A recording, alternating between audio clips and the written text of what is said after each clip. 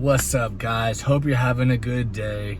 So we finally got the new Post Malone album, Austin, today. And in this video, I'm gonna do a sales projection on what I think it's gonna sell in the first week. I'm gonna do a little talking about it because you guys know, if you've been here before, I'm a big Post Malone fan. And at the end of the video, we'll give that prediction on what we think it's gonna sell. So listen, guys, I don't know what Post Malone's been doing in terms of sustaining his career, but he has been utterly failing lately. And I'm not gonna put that all on him. I'm gonna put that on Dre London. I'm gonna put that on his entire management team. I'm gonna put that on his label. Because here's what I think is going on. Again, I don't have any behind the scenes info, but this is just my personal opinion on what I think is going on. I think he has literally zero inspiration right now. I'm not gonna say motivation, because motivation and inspiration are two different things, but I think that he has no inspiration right now. He's not inspired. Let's go, think about back to 2015 when he dropped White Iverson. That song just sounded so good. And to this day, it just sounds so good. And it sounded so inspired and so original that you just listen to it even now and it just doesn't sound like anything else out there. It didn't sound like anything back in 2015, and it still doesn't sound like anything now in 2023. But then now that he has no inspiration anymore, he's already rich, he's already, settled in, he's living in Utah, there's nothing going on, his life's boring, he's bored out of his mind. Trust me, guys, he is bored. So he's got nothing to talk about, but he also wants to be on top, he wants to be successful in music, but he just can't figure out what kind of songs to make. So he puts out Chemical, which is, I'm sorry, not very good, to put it mildly. It's a listenable song in the background. Don't get me wrong, it's not like I listened to it and I'm like, oh, I hate this, I'm changing the channel, or I'm changing the station. No, it's not like that. It's a listenable song. Is it memorable? Fuck no. Fuck no. It had its little tiny bit of time in the top 20, and then ever since then it's been going down the charts. Now, granted, there is a lot that goes into having a song perform really well at the top of the charts. And a lot of it has to do with payola. It's not just how popular a song is, but the label is not even that confident in that song to want to push it, as they were with Congratulations and White Iverson and Circles and all these other huge hits that he's had. They're not that confident in what he's giving them right now. And that's sad, but the songs are not that great. And listen, I'm a big Post Malone fan. I go to his subreddit all the time just to kind of see what the people on there, most of them aren't even fans. They are dick fucking dick writers. Would literally, the men that are on that subreddit would literally bend over if Austin Post Malone told him to, and let him fuck him in the ass. These guys are literally, they're not even fans. They're like slaves to him. It's like he's their owner and they're the slave. Like, that's how bad these people are. It's pathetic. But they're always like, because some people, like some legitimately, like people that are questioning what is going on with his career. Why is he dropping these songs that aren't that great? What is going, like, they're genuinely concerned for his career. And we're going to get more into that in a minute. But they're genuinely concerned that, guys, what is he doing? Like, he was at Drake's level and now he's at like half of that. What is going on? Like, he's making bad career moves right now. What is going on?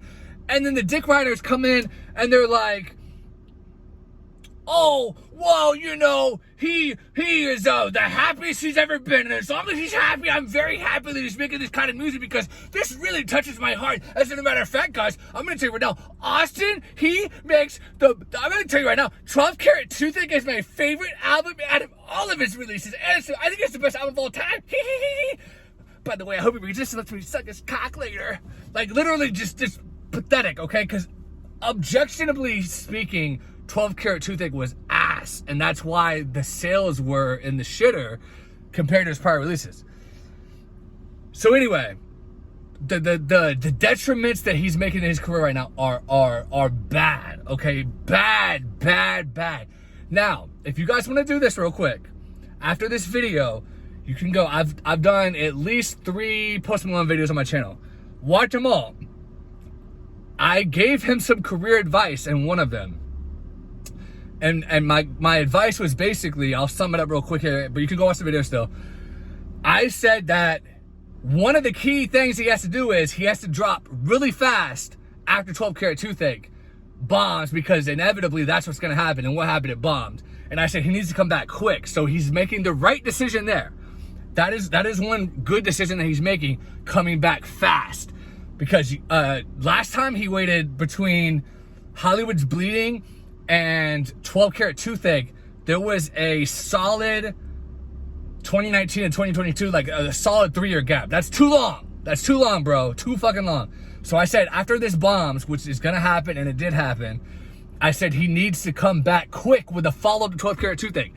He's doing that. It's been a little over a year. He's coming back with Austin. Good decision. That's where he stopped listening to me, because I also said in the same video, I said besides that, he needs to get away from Louis Bell. He needs to work with new producers. He didn't do that. Louis Bell produced every song on Austin. And listen, I haven't heard Austin yet. I heard some people got their record early. Some people have already heard it. I haven't listened to it yet, okay? I can't speak to the quality of this project yet. But what I can say is that I mean, it's got to be mind-blowing for it to do well. It's got to be mind-blowing for it to do well, because he's working with the same producers. What does that mean? When you work with the same producers, as you always have, there becomes too much of a familiarity there. Like too much of a comfortability. So your artistic boundaries are not being pushed. And the 3 tracks we've heard so far tells the whole story, basically, because he thinks that those 3 songs that he's dropped so far, Overdrive, Chemical, and the other one I forgot the name of, and that's how lackluster they've been, that's what they think is the top potential for a hit. That doesn't mean that's always going to be the case. There could be a song on here that blows up and becomes a hit later. That happens very rarely, but that could happen. Definitely potential there. We'll see. But they're saying that these are the best and most potential songs we have for a hit right here, these 3. And if that's the 3 you think are the best bet for hits, you're probably not going to have any hits. Now, they might be bad pickers, and maybe there's some gems waiting to be discovered by the masses on this thing. That could be the case. I hope that's the case. I'm really excited to hear this, and I hope it's great. And actually, even though he didn't do the feature thing, like he has no features, yes, that's going to hurt him in the streaming bit, right? But at the same token, my favorite Post Malone songs have always been the ones where he had no feature. And even the ones that are really good that do have a feature, I always felt like they didn't need to be there. He could have just done a second verse to it. But I get it in the streaming era that it helps to have a feature. But I'm kind of glad he didn't do features. So that's fine. It's going to hurt his first week numbers 100%. But it's good for me because it's good for people that like Post Malone because you're hearing more Post Malone. The problem is he's working with the same damn producer, Louis Bell. Louis Bell's he's a fine producer. He's tolerable. He's had some good beats. But I just feel like him and Post Malone, they need to take a break from each other because they're too comfortable. There's no artistic boundaries being pushed. You see what I'm saying? I mean, does that make sense? There's no reason to come on here and be like, oh, you're an idiot because the Post Malone knows what he's doing. He's just the best artist in the entire world. And, well, how could you say that? Don't get mad at me, but just wait and see what's going to happen. The sales are going to be low, and most likely it's going to fall off the charts quickly. And listen, the more this happens, the more he hurts his career in the future.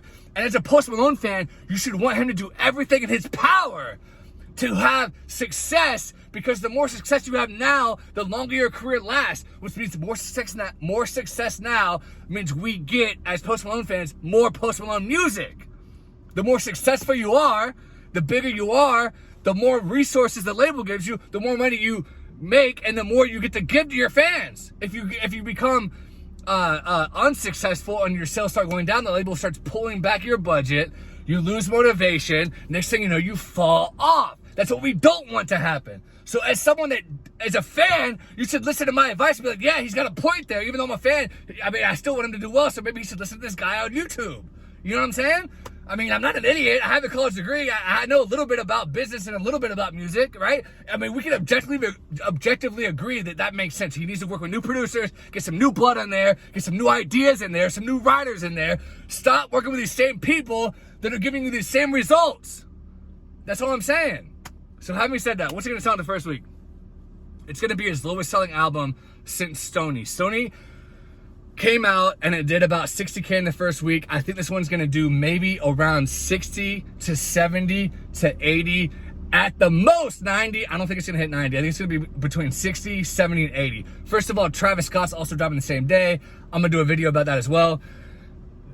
It doesn't matter. Even if Travis Scott didn't drop, Post Malone still wouldn't go #1. He would still get beat by Morgan Wallen. He's not gonna top 100,000. It's gonna be about 60 to 80 tops, in my opinion. 90 at the very tip top of the mountain.